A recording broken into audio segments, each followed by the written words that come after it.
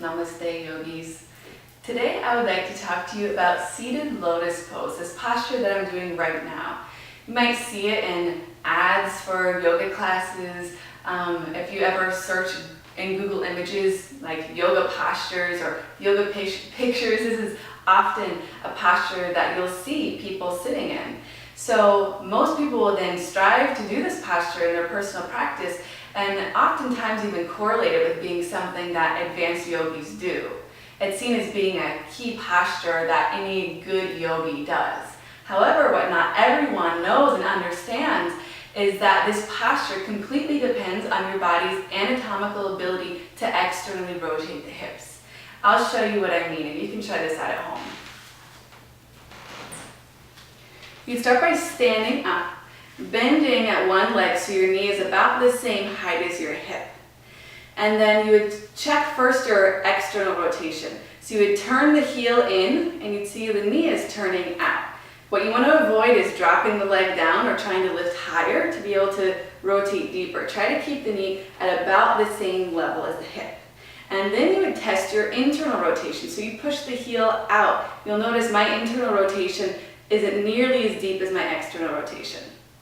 So me specifically, with my deep ability to externally rotate my hip, makes something like seated lotus pose easier for me because my hip joint is able to rotate at my thigh, and then I would pull my heel up toward my opposite hip or toward my groin.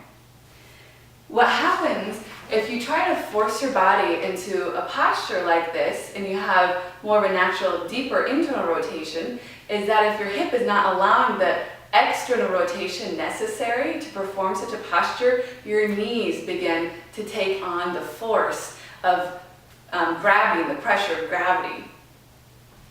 So something that oftentimes happens is and oftentimes this is connected to a tight lower back, so you might be kind of hinging forward and then you try to force your foot up, and if my hip is naturally more of an internal rotation and I try to force my foot up toward my hip, my knee starts to take on all that stress, and the knee has the teeniest, tiniest bit of rotation available to it. And I mean teeny, teeny, teeny, tiny. You shouldn't ever be thinking about twisting your knee. You should always think about stabilizing your knee.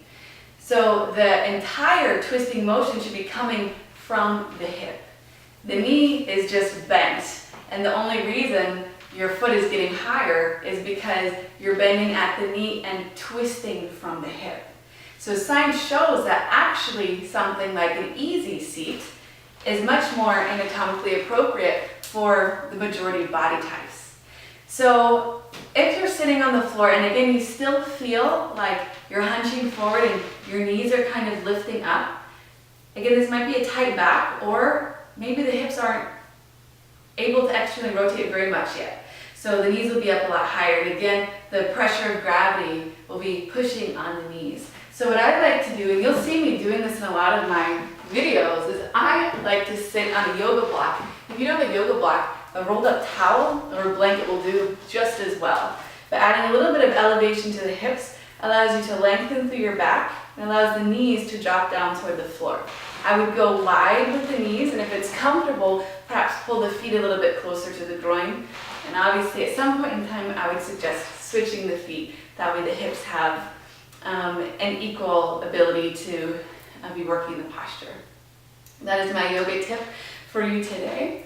Thank you so much for watching this video. Like and subscribe to my YouTube channel and visit me on my blog, fitbodyclearminds.com. Namaste.